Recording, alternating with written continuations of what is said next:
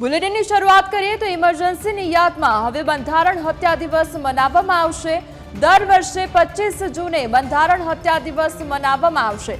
25 જૂન 1975 emergency લાગી હતી અને કેન્દ્ર સરકારે આ મહત્વની જાહેરાત કરી છે।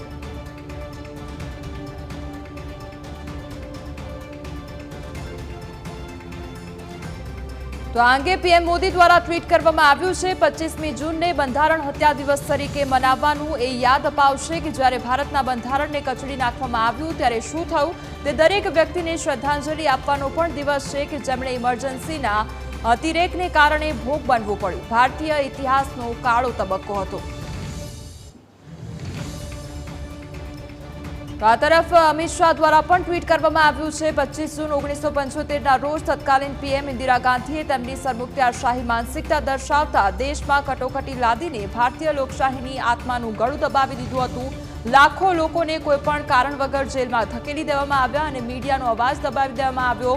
તો ભારત સરકારે દર વર્ષે 25મી જૂનને સંવિધાન હત્યા દિવસ તરીકે ઉજવવાનું નક્કી કર્યું છે।